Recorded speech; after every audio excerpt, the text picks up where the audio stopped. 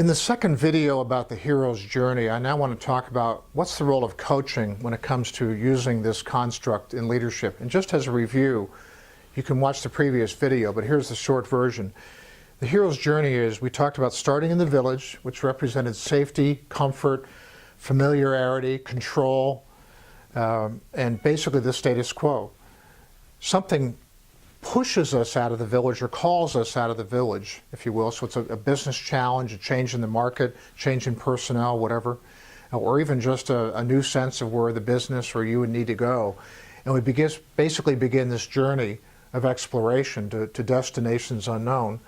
If we're honest about it, we finally confront the dragon, which on a negative side could be some fears and anxieties, or could be some dreams and aspirations or visions we've had for the business or for ourselves that always seem too big. We reach deep down inside or reach outside, and the dragon is slayed. It's a time of reflection. We finally take this chalice of knowledge of everything we've learned, and we bring it back and enrich the village. It's a very corny, predictable cycle. It's in every good movie you've ever seen, but it's a very powerful way for us to really confront our own story. And if we want people to accept change and new visions and disrupting the status quo in an organization, they're much more likely to do so, and we're willing to share the struggle we went through ourselves to learn that. So what's the role of coaching in this? There's several. Because I see people stuck at every step along the way, and so I intentionally try to get them unstuck. The first is status quo. A lot of us are stuck in the status quo. Particularly at some point in our career, we feel like, boy, we've made all the right decisions, we've got things under control, boy, I've got things right where I want them. And I would even suggest, as a leader, are you really pushing yourself then and pushing your organization? If you've got things that much packed down, you wonder if you're really wasting a lot of capacity, leadership capacity you have. Or are you ignoring issues that are really should be pushing you out of the status quo? So there's a whole discussion around, is status quo really okay? In leadership.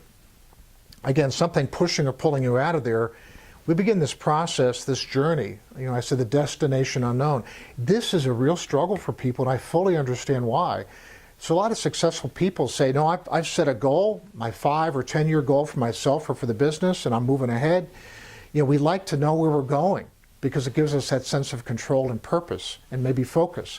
But this is different. We're talking about change. This is heading out saying, I don't know where this is going to go, but I'm willing to accept the fact that I'm still out there and I'm going to learn.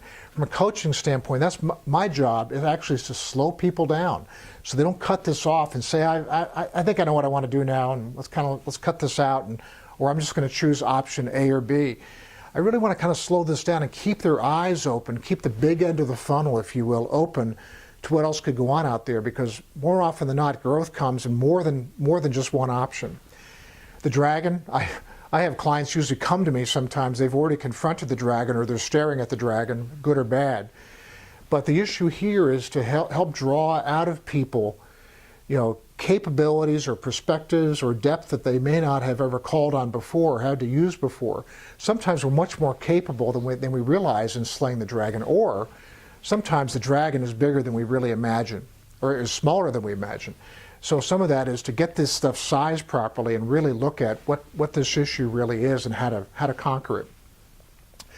The last one is the chalice of knowledge, and this is another area where I find people struggling because we slay that dragon, we want to dust that thing off and get right back to work. But this time of reflection, I think, is critical. Whenever I've had a client make a really hard decision they've put off for a while, when they finally make it, the first thing I do when we sit down the next time, I say, well, tell me how you feel. Invariably, they say, oh gosh, I can't believe I took so long, or I can't believe I hadn't seen this before. But that kind of reflection, I think, is really, really critical to say, what just happened there? What did I learn about myself? What did I do differently that I want to kind of bake into my leadership model or bake into my personal life so this lesson is not lost? And then finally, we take it back to the village. How do you share that story authentically and make it part of the rhythm and the vision for the business going forward? So can you go through this on your own? I guess certainly, but it's very hard to do so authentically. You either kind of rush through it, you know, or you can get stuck. And so as a coach, I intentionally walk people through every step of this process, because every step along the way has some value and some meaning. Thanks for watching.